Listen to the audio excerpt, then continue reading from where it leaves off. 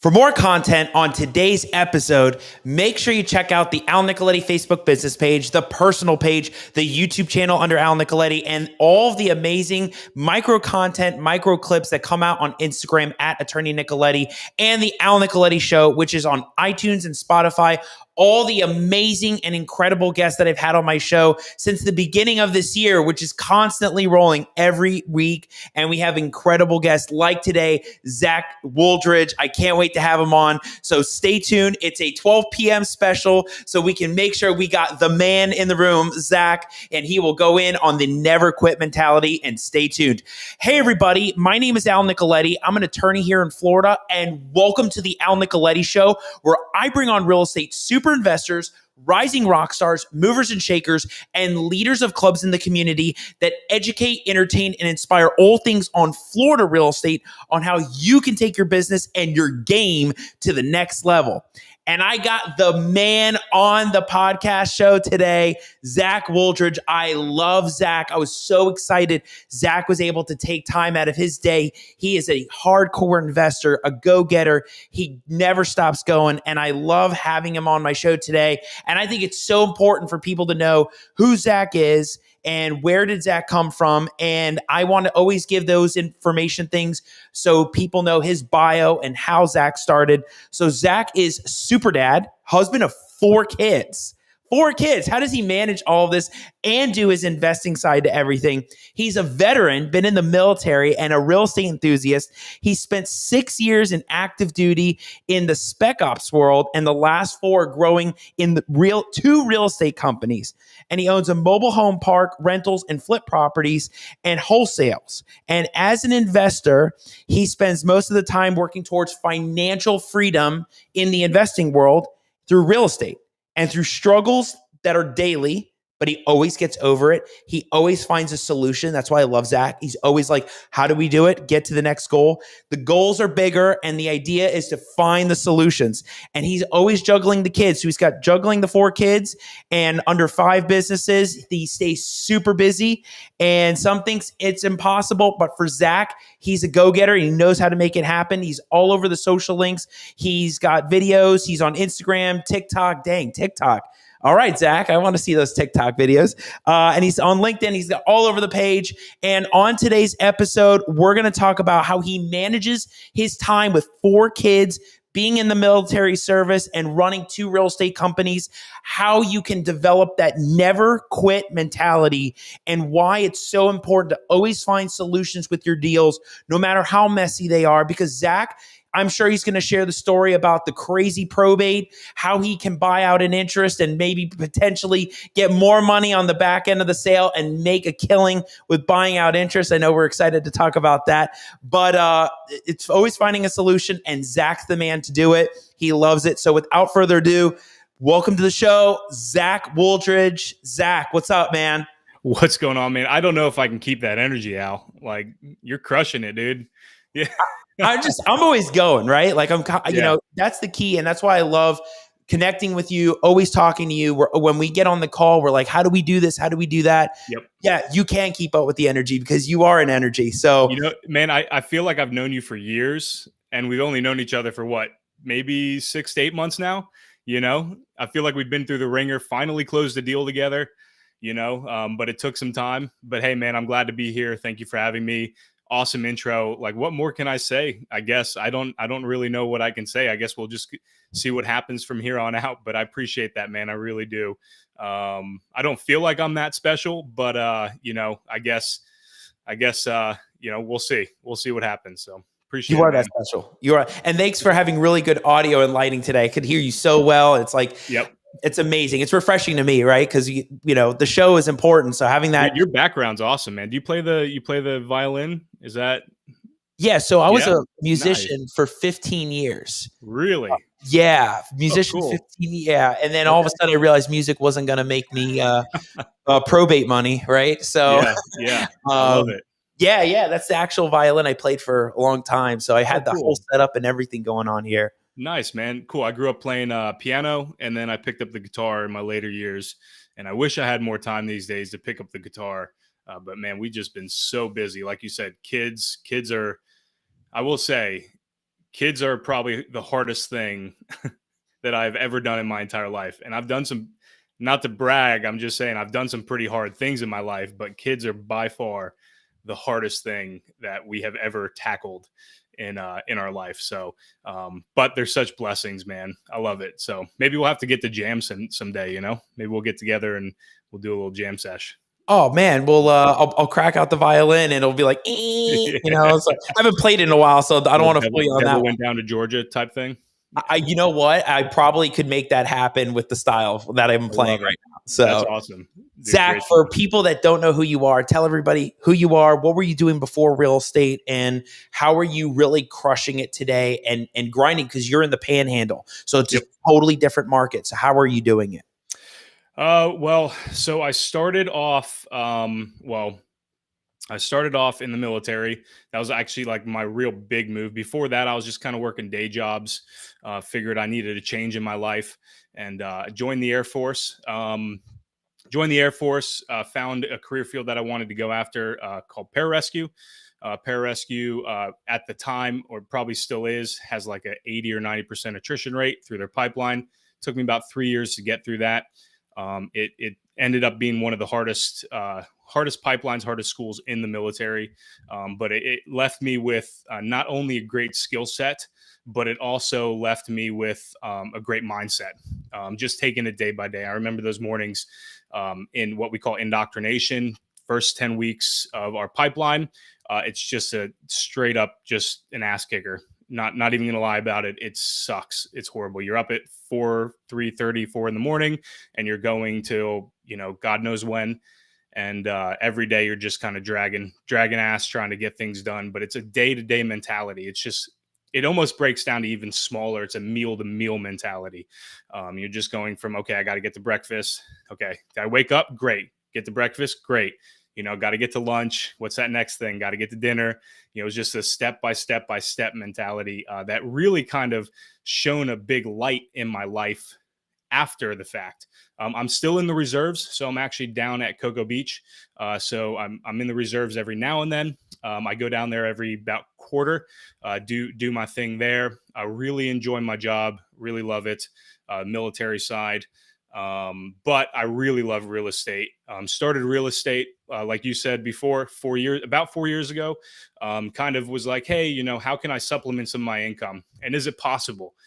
Is it possible to do that with such an active military role, right?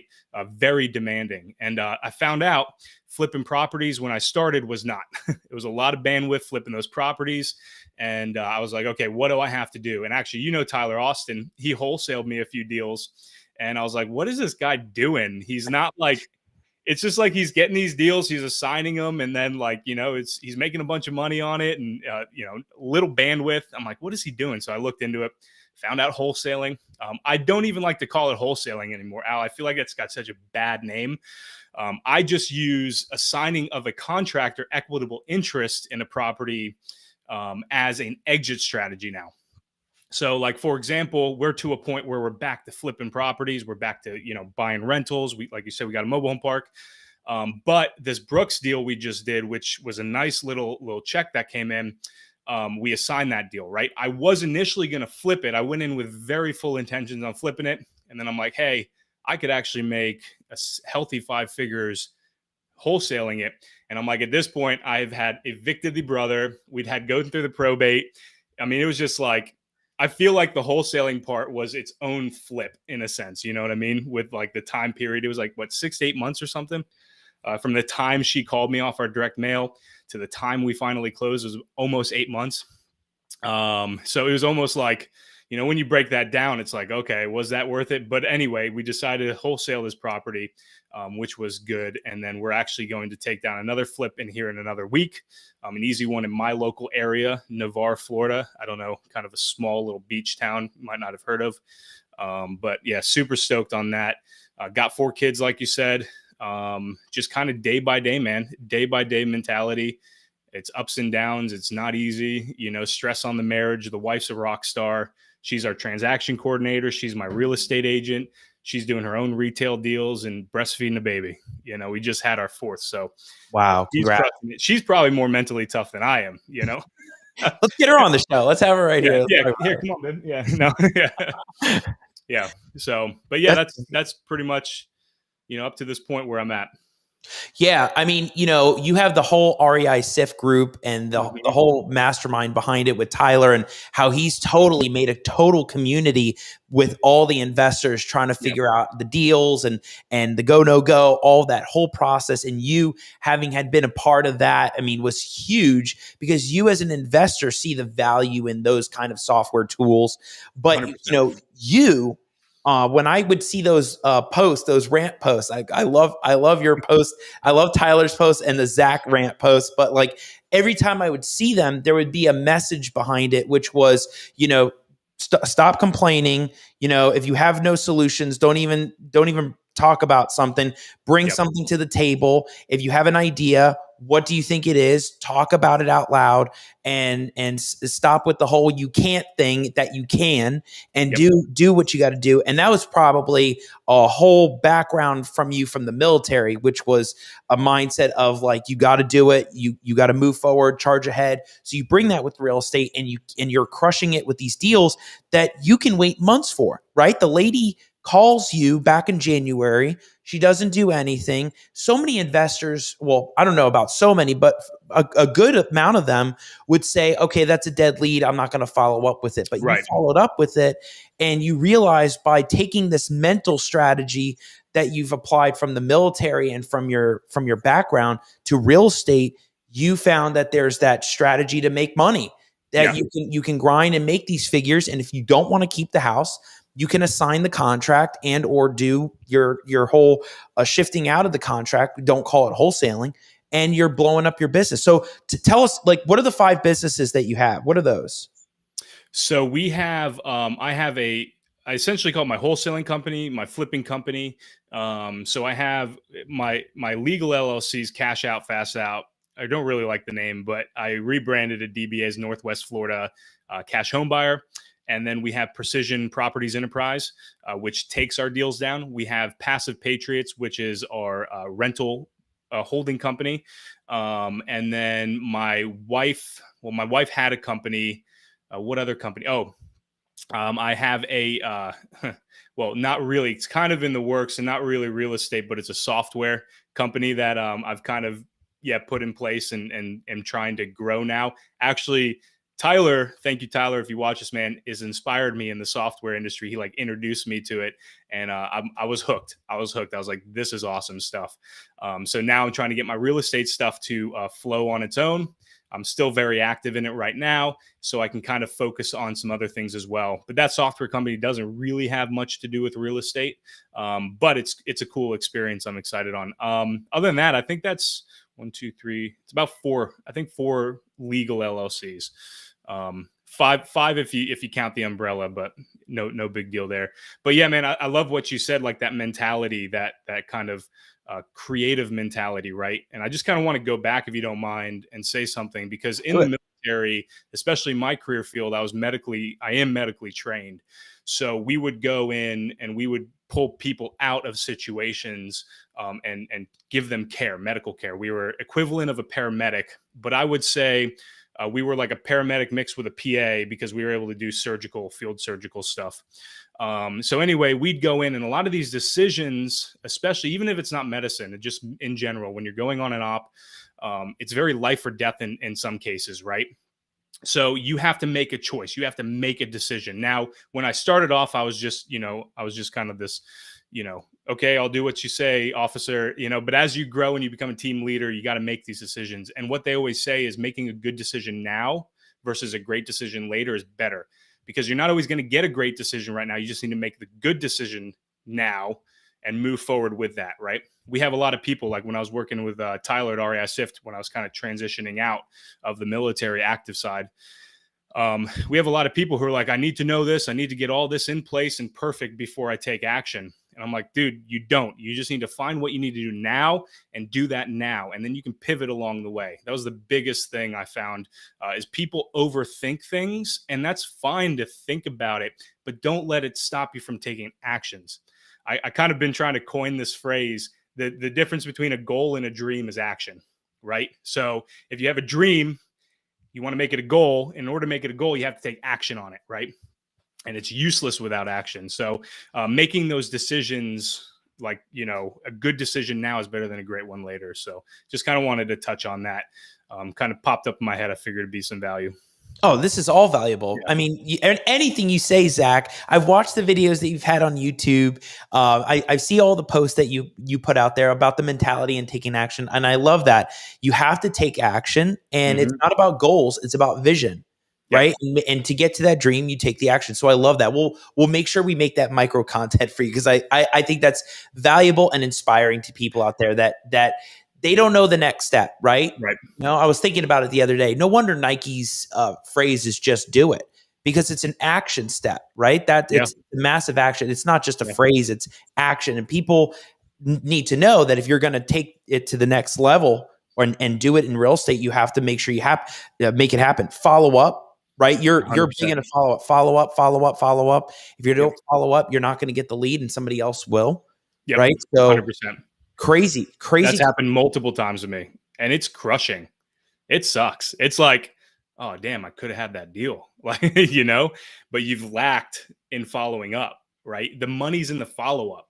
People like, they see the gurus and the glory. They're like, hey man, I sent out 50 direct mails and I made 50K. It was that easy. And then people are like, oh, I can do that. And they send out 50 direct mails, and guess what? They don't make 50K, because that's like a one-off. Those low-hanging fruits happen very rarely.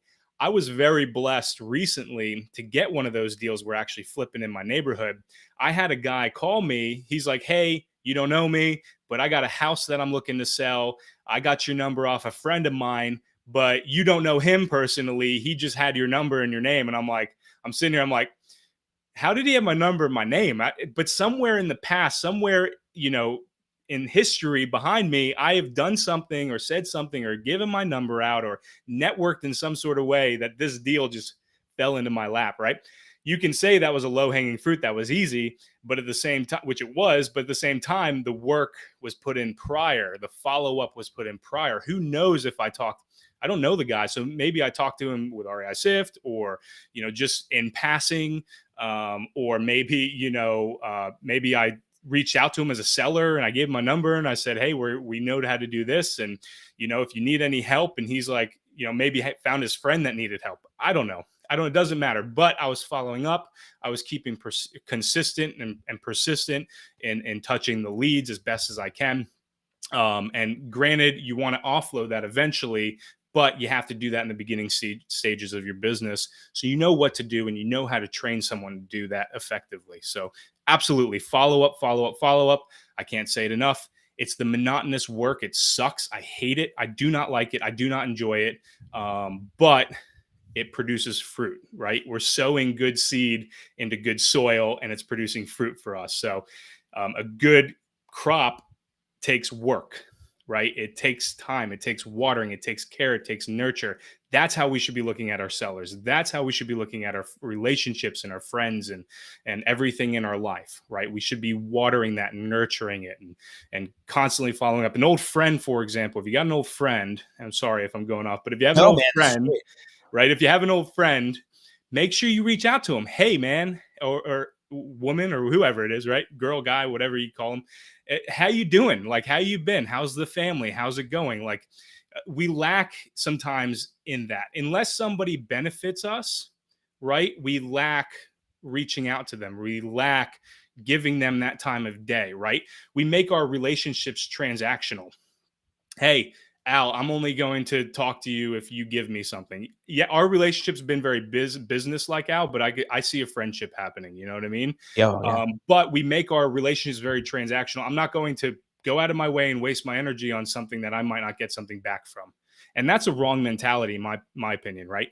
We should be talking to those sellers that might not seem like a deal now, but we should constantly be following up, constantly being offering services, constantly be saying, hey, can I help you? How you doing? I'm just touching base. I'm doing it with several people right now, trying to take down an RV, boat and RV storage place. And the lady listed it and she wants $1.5 million. I'm like, I'll give you 1.2. And either way, I was trying to sell her, finance it with her. And she kind of like, I'm still following up with her, even though she's, doing other things and trying to make the deal happen other ways. I'm still like, hey, do you need something? I went over to her place and I replaced a wheel on her gate. You know what I mean? Like, I might not get anything from it, but who knows? I'm there. I'm building relationship. Something later might come of it, right? Hey, she might want to use that 1.5 million and invest, so I might have a private money lender at that point to invest in further deals. So who knows what's going to come of it, but I'm not looking at it like that. I'm looking at it saying, hey, how can I help this woman, right? So that's how we got to start thinking.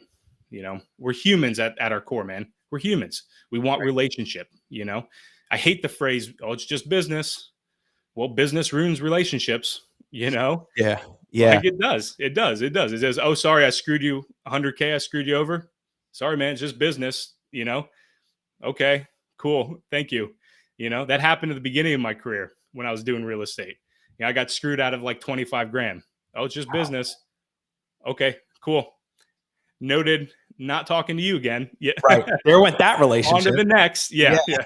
Right. Yeah, you can't work that way. You can't, the people that are doing that, you're not going to get the business, and you're not going to build the community, right? It's about building that community aspect. It's not just the business, right? That's the power of what a lot of these groups do. It's like in Jacksonville, you have Yellowbird. That's the power of that team in Yellowbird. It's not just an investment company, but it's a community. Same thing with the Hive Mind. They're a CRM. They do real estate CRM, but they don't just make the software CRM. They're building community. And so what they're doing is bringing that together, building relationships. Yeah, we all do business, but it's the relationship community building. Same thing with what you're doing and what Tyler's doing with REI Sift. Yeah, 100%. Tyler knows what he's doing. Tyler didn't just build a software. What the deeper point is building community, building relationships, and it's almost he funnels. That's why I love the logo. It's a funnel because it funneled the community, it funnels the business, funnels leads, and you all grow together. And then you have that Facebook group. So I love when you're saying that, look, it's not just business. And I learn a lot from you too, Zach. So the other day I was at a mastermind, and somebody said they reached out to this lawyer.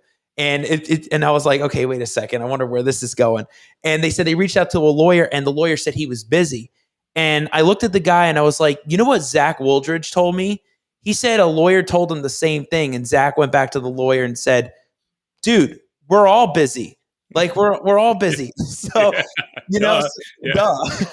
So everybody can take a lot of the advice you give and a lot of the power with the words you're using, because it means a lot with relationships, right? I learned from you. You're learning all the stuff on my end. And it's like you 100%. Keep going around, and you're in a different market. And we have a lot of people. Dylan, huge fan. Sharonda's on. We have so many people. What's up, Dylan? Yeah, we have so many people.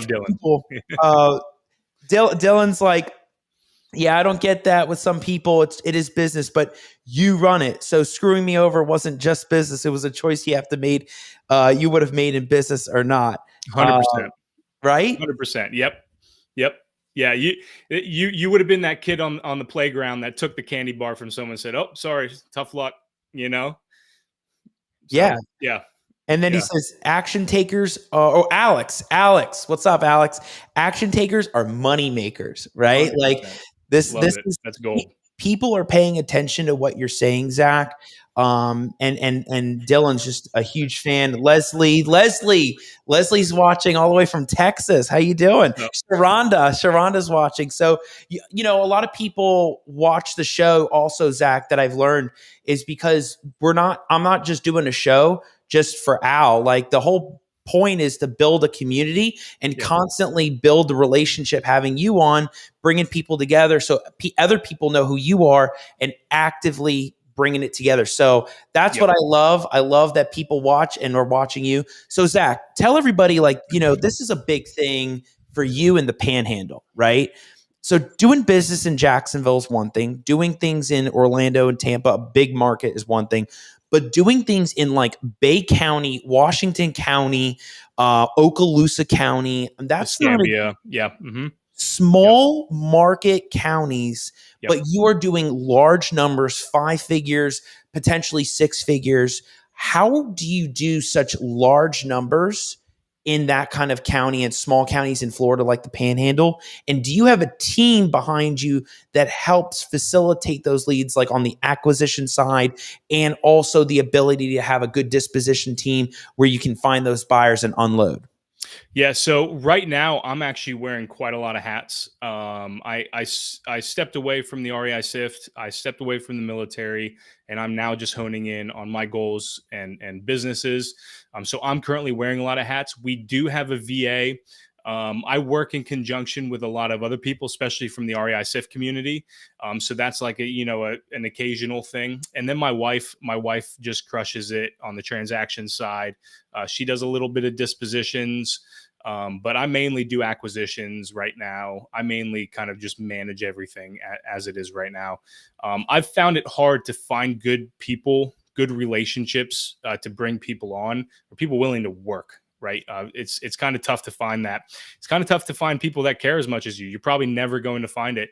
So I'm always offering entrepreneurs, people who are trying to grow their own businesses, to partner. Right. Because I know there'll be, a double benefit in a sense. And I know they're not going to be here forever, but that's okay with me, right? If I can share value, if I can give them something as they go along their journey, I'm happy with that. So, but that's the hardest thing right now. I'm wearing a lot of hats in my business. So, but other than that, we're doing well. We're pretty consistent. This market's a smaller market compared to most.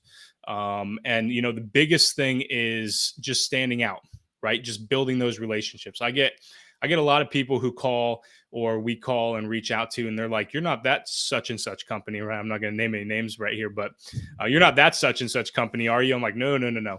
They're like, okay, cool, because I'm not going to sell my house to them. I'm like, oh, like interesting. Like, yeah, why? I was like, and I always ask. I was like, I'm sorry, I don't mean to be nosy, but like, why not? And they're like, well, they did this, this, and this, and I was like, okay, noted. Not going to do that. So yeah, you can learn from other people's mistakes, right? That's wisdom. In other words, learning from other people's wisdom, experience, and knowledge is your own. So, but anyhow, yeah, we're a smaller market, but we're doing stuff, pretty consistently, and I'm happy with that.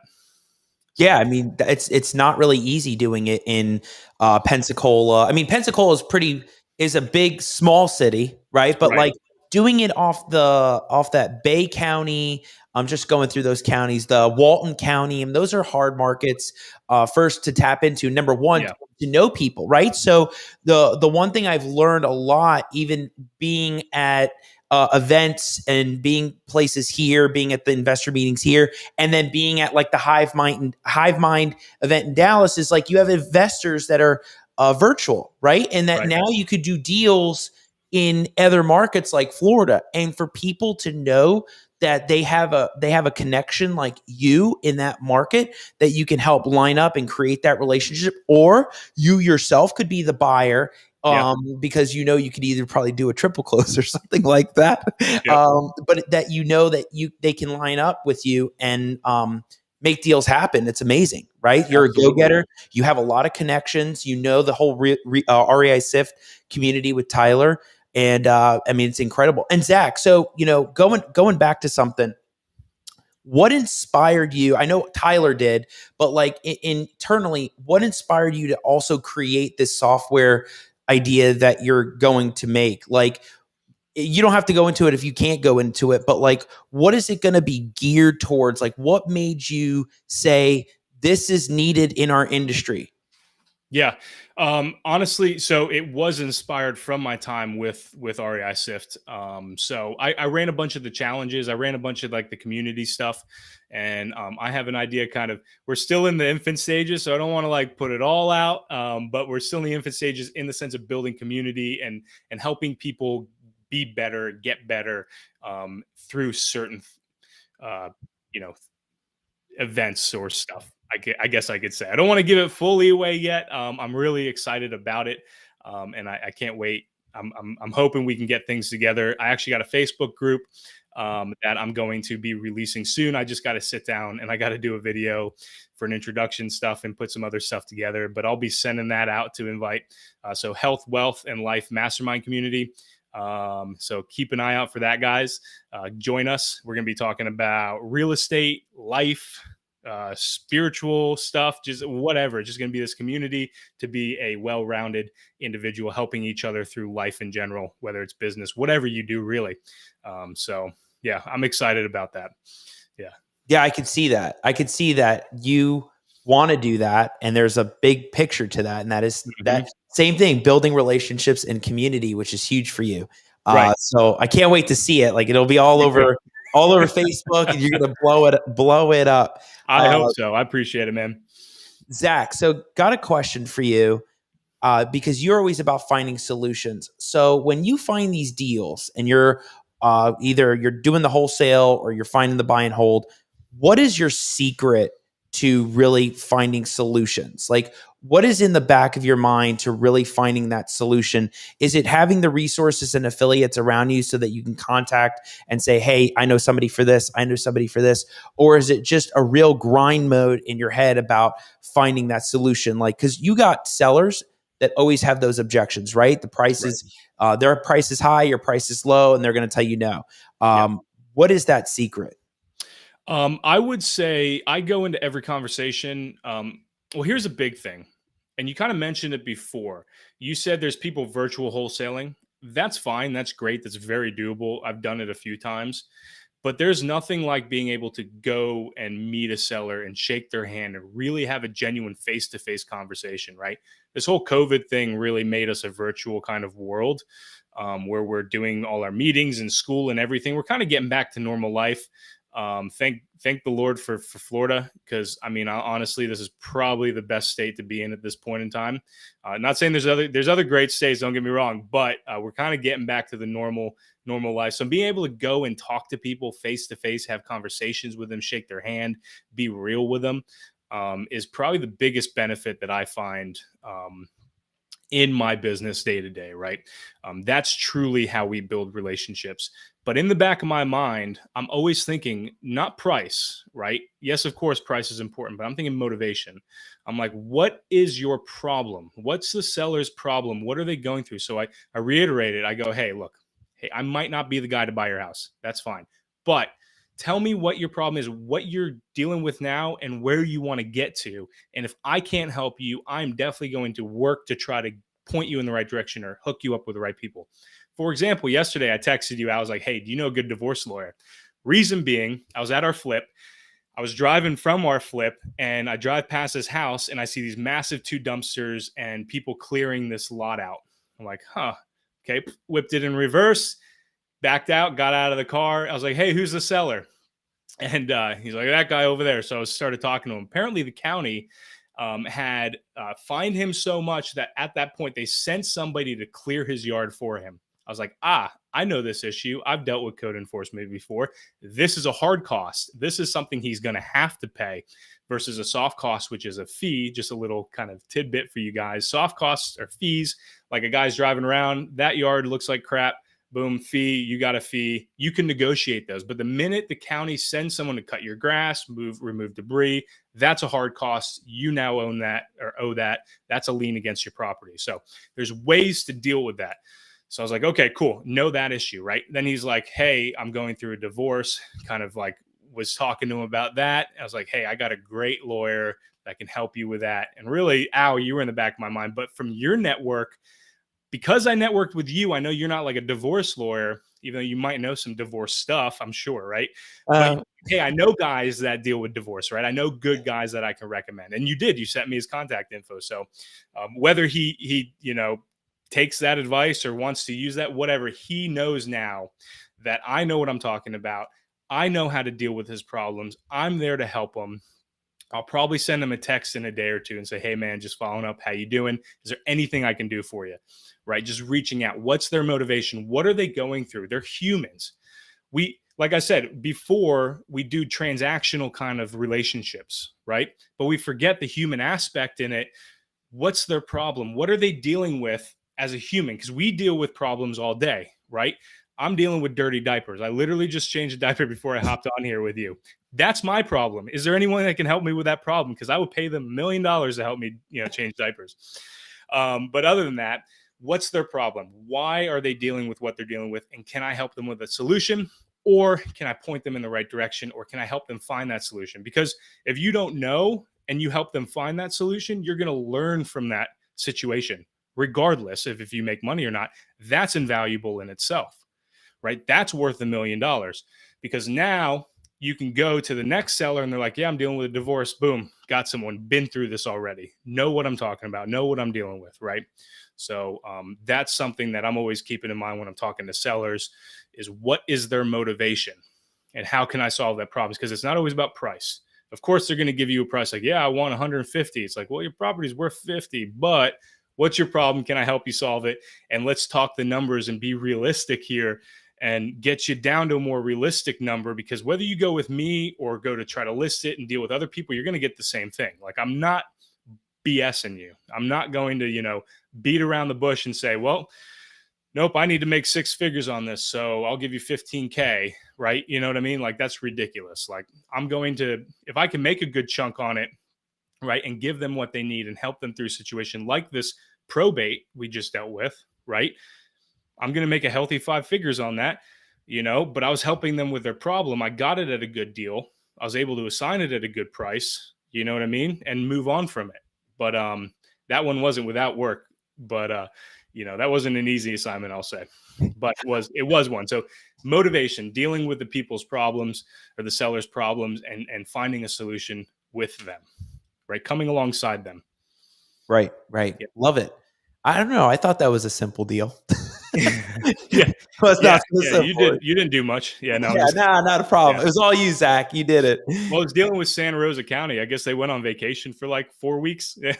I have no idea. But you know what? It was also that too, is that you were in it for the thick and thin, like, following up, I'm following up with you, you're following up with me. And it's like, we're coming to this as a goal, to get to the dream, right? To take that action, to get to that end result. But it was that follow-up and that mentality that you had that made that whole deal come together, because, I didn't forget about it. I mean, I think I even texted you. I was like, let me tell you what's going on right now, right? Yeah. Working with people like that, super important. And if you're not working with people that are not going to take that edge and communicate, it's not your style, right? So I've been a big believer about that more than ever, even more recently, is that you need to find people that match your speed and your style. And if you're not, you got to get out of that got to get out with those people and find people that are going to be like grinding, right? So Zach, you're a grinder. Tyler's a grinder. This whole community in Jacksonville, they grind. So I love that mentality. Also, Zach, tell me why, and tell everybody, why do you love these messy deals like probate and even buying out interest? And like, why do you, what excites you about that field? Because very few investors get into that. There was one investor I met at the Hive Mind event, which was Ryan McDonald. Mm-hmm. He got up there and he was like, there's 5 heirs, and we just, we try to get in touch with them, and or if they don't all agree, we'll partition and we'll do all this. And like, very few really want to get their hands dirty. But you're like, whatever we got to do, just tell me the action steps and we'll do it. So why do you love those messy deals? Well, first off, if I can solve the problem, I'm not going to let it go, even if it is messy. Second off, you've probably heard riches are in the niches, right? So what can I niche in? What can I be an expert in? And the cool thing is about social media in the world we're living in right now, there's a lot of not cool things, but the cool thing is if I become an expert in a very small area, I can share that wealth, that knowledge with other people. And guess what? I've almost created a second income or a second business, sharing my experience and my wisdom, my knowledge in that niche with other people who want to be in that niche, right? So there's a kind of cool 2-part to it. Like, I can do deals that are probate, and I can help others do deals that are probate, for example. But yeah, I wouldn't say I absolutely love these hard deals. Would I just love an easy vacant property and make a bunch of money on it? 100%. Who wouldn't, right? But that's not reality. You're dealing with people. The flip we're doing right now in Wycliffe, in Pensacola. Sorry, I call it Wycliffe because it's on Wycliffe.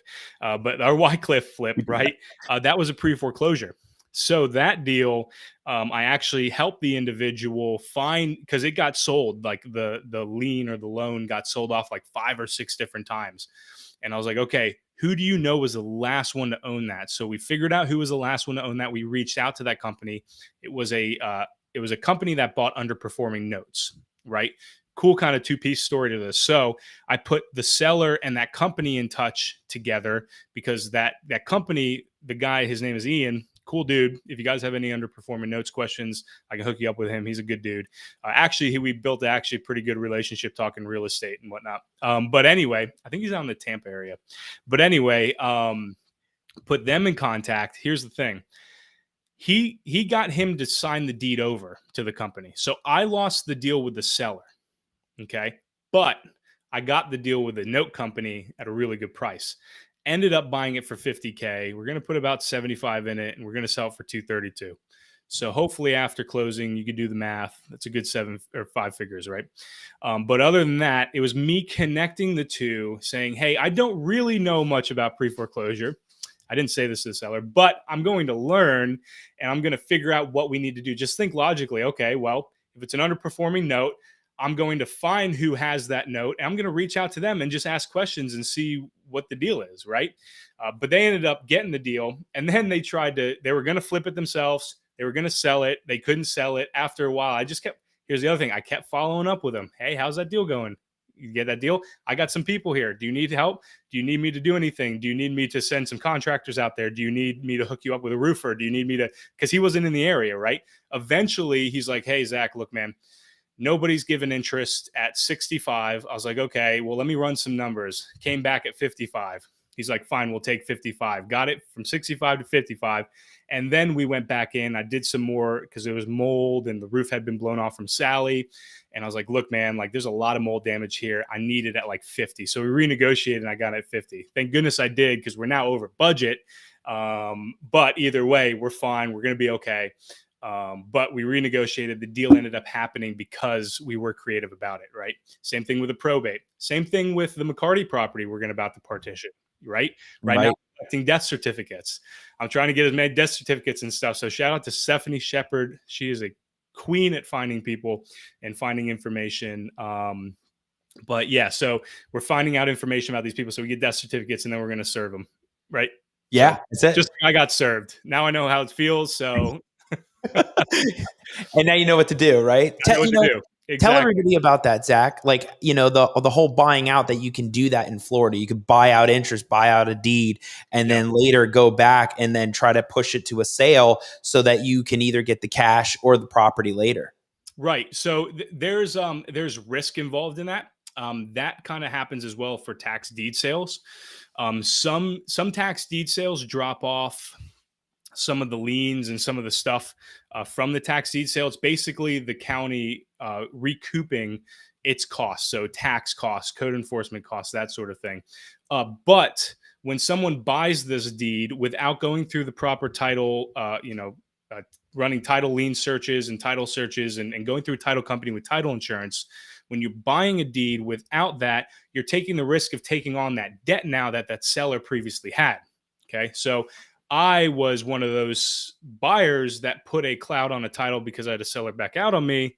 And this other guy on the other side bought the tax deed and he went to go quiet the title, and I got summoned, and it wasn't going to end up being worth the deal at the end. So I just let it go.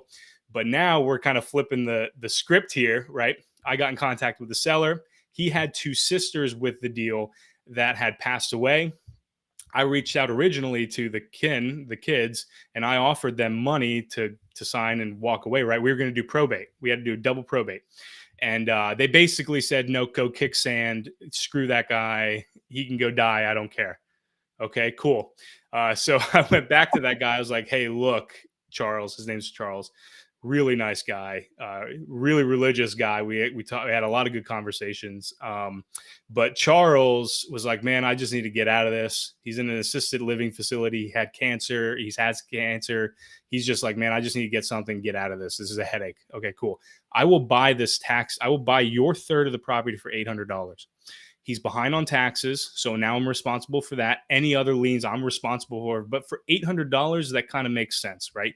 the deal now can be split. I can do 2 new builds on this property and we can make some good money. Okay. So at $800 plus the partition costs, so it just kind of makes sense. So you might be able to explain better about the partition, but essentially my understanding, we're going to serve all the kids. We're going to say, hey, you have 20 days to respond to this, essentially quiet the title, you know what I mean? Kind of, or however Force it the is. sale. Right. Force. We're going to force the sale and go to auction and probably have my other company buy it.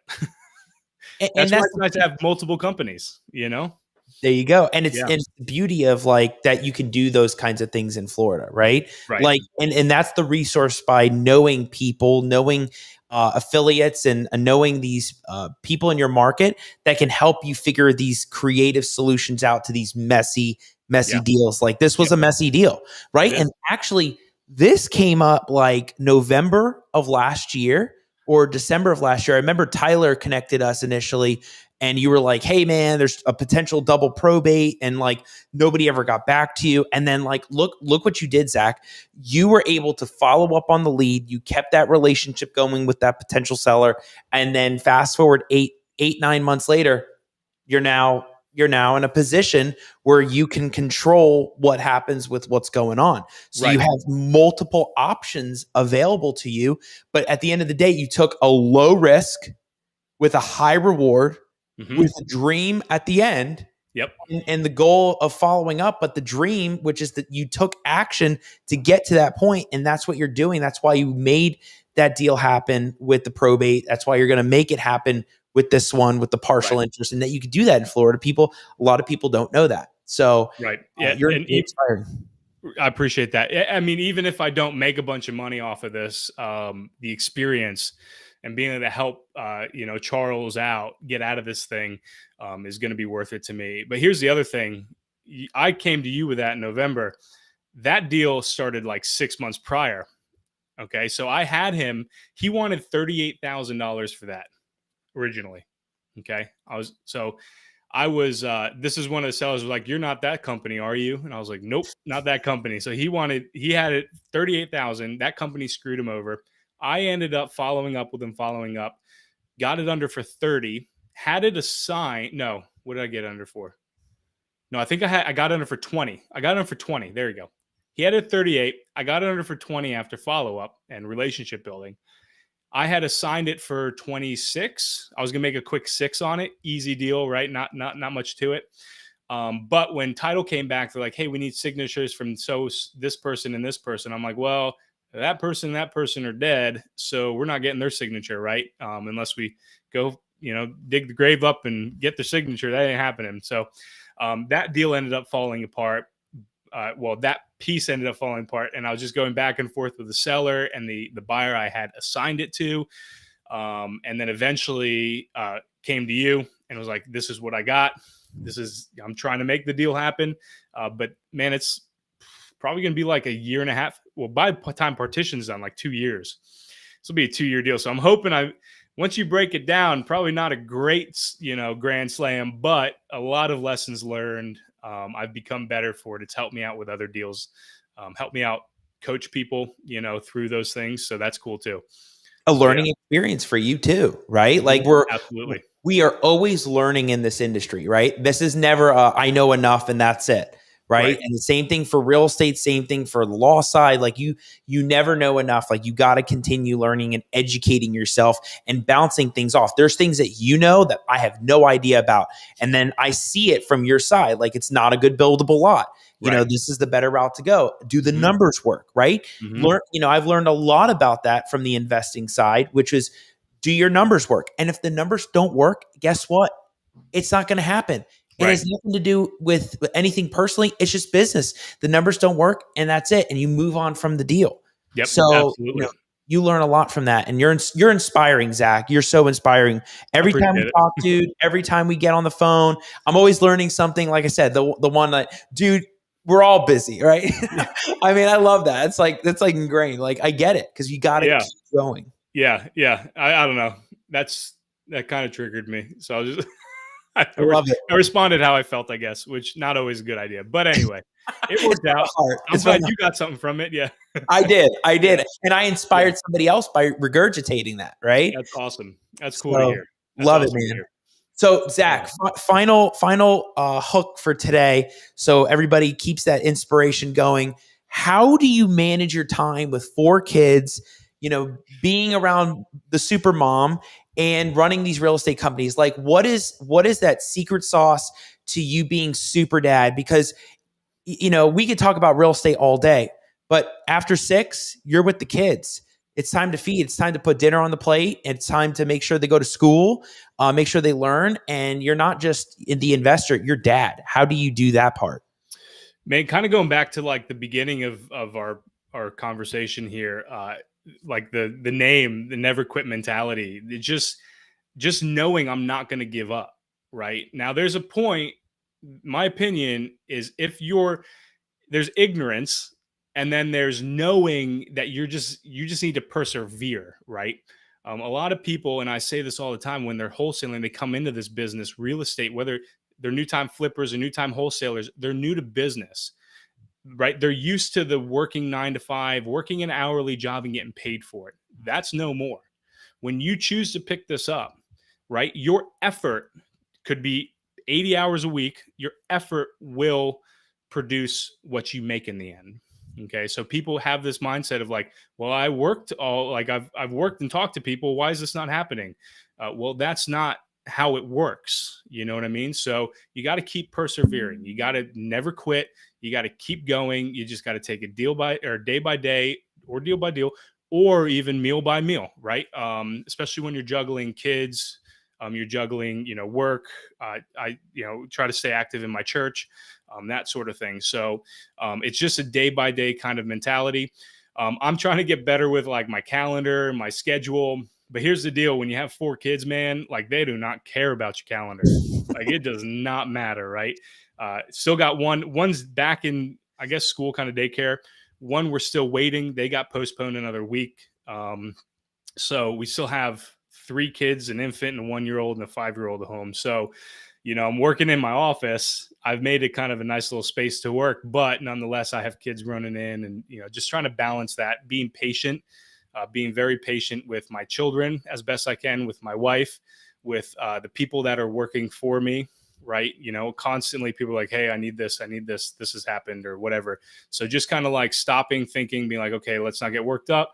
Let's think this through and let's move forward and push forward the best way we can. And that's really how I'm doing it right now. But long-term vision wise, Al, is I'm trying to think about, okay, I'm doing these tasks consistently. Can I produce a system, a process behind it so that eventually someone else can do it? You know what I mean? Or it's running by itself. So trying to offload my plate with the, minuscule tasks is key as well. So thinking ahead in that kind of manner. You know what I mean?